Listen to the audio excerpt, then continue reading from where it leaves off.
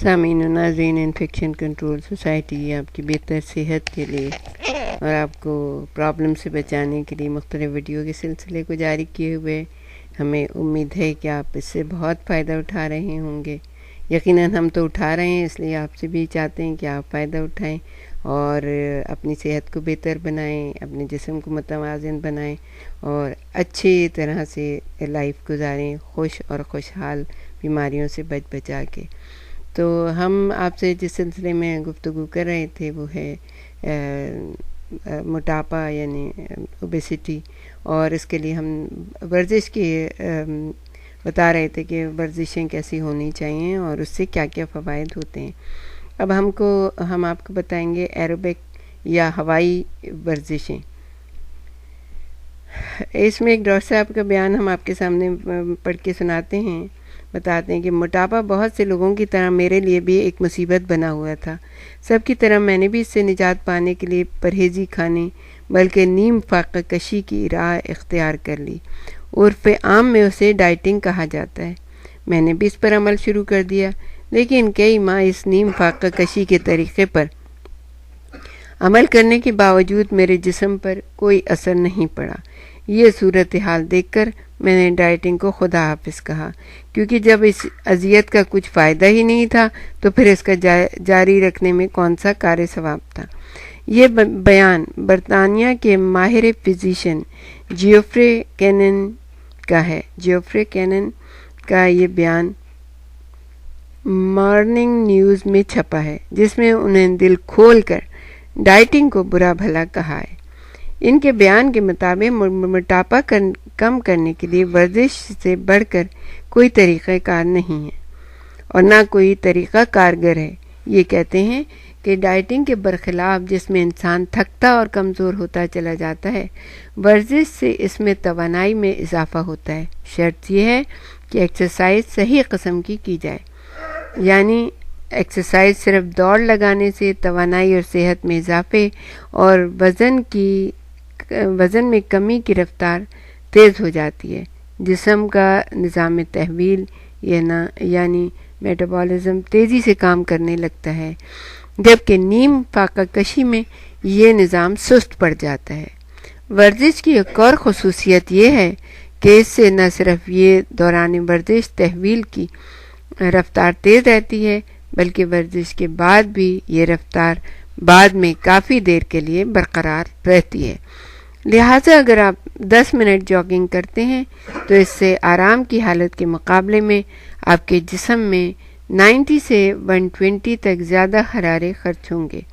وزن کے بعد تحویل یعنی میٹابولزم کی رفتار کا انحصار ورزش کے علاوہ انفرادی ہوتا ہے، بعض میں زیادہ اور بعض میں کم۔ موٹاپے کے بارے میں رائل کالج آف فزیشین کی رپورٹ کے مطابق یہ بات یقینی ہے کہ ہفتے میں 3 دن 20 منٹ کی معتدل ورزش قلب اور شریان کو اس قابل رکھتی ہے کہ انسان آرام کے ساتھ جسمانی سرگرمیوں کو جاری رکھ سکے۔ یعنی دیکھیے college of physician and surgeon کی رپورٹ جو ہے اس میں کیا ہے کہ 3 دن، صرف 3 دن ہفتے میں 20 منٹ کی معتدل رفتار سے اگر آپ ایکسرسائز کریں گے تو اس سے نہ صرف قلب بلکہ قلب کی جو یعنی ہارٹ اور ہارٹ کی جو آرٹریز وغیرہ ہوتی ہیں وہ اس قابل ہو جاتی ہیں کہ انسان آرام کے ساتھ تمام اپنی جسمانی سرگرمیوں کو جاری رکھ سکے۔ سرگرمی کے نتیجے میں صحت مند اور توانا ہونے کا احساس بھی حاصل ہوتا ہے۔ ظاہر ہے کہ کسی قسم کا درد نہیں ہے، دکھ نہیں ہے، کوئی پریشانی نہیں ہو رہی تو پھر انسان صحت مند رہتا ہے، اور صحت مند رہے گا تو کام کرنے کو بھی اس کا دل چاہے گا۔ گویا ایک خاص وقت میں یا مدت کے لیے کی جانے والی کسی ورزش سے آپ خود کو صحت مند محسوس کرتے ہیں۔ یہ احساس عطا کرنے والی ورزشیں ایروبکس یا ہوائی ورزشیں کہلاتی ہیں۔ ایسی ورزش جو دل اور پھیپھڑوں کی تقویت کی حرکات کو تقویت دینے کے لیے آکسیجن کی زیادہ مقدار جسم کے اندر کھینچنے پر مبنی ہوتی ہیں۔ آکسیجن یا ہوا میں زندگی، ہوا باشی ایروبک ورزشیں معتدل ہوتی ہے۔ یہ نہ تو بہت زیادہ سخت ہوتی ہیں اور نہ بہت زیادہ ہلکی۔ اس کا اصل راز اور معیار یہ ہے کہ یہ ورزش کم از کم 5 منٹ بلکہ بہتر یہ ہے کہ 10 منٹ تک جاری رہے اور برداشت کی جائے، اور اس مدت میں قلب کی انتہائی رفتار میں 60 سے 80% اضافہ ہو جائے۔ یہ مدت اور معیار قلب اور ورزش کے ماہرین کا مقرر کردہ ہے۔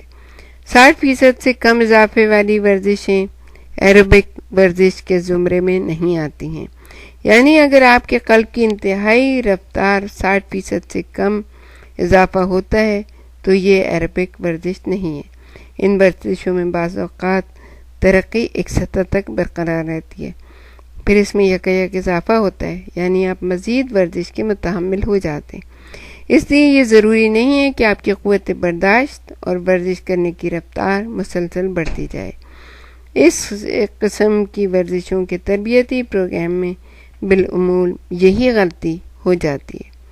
جاگنگ بھی بہترین ہوائی ورزشوں میں سے ایک ورزش ہے، بشرطیکہ کہ 10 منٹ تک متواتر کی جائے۔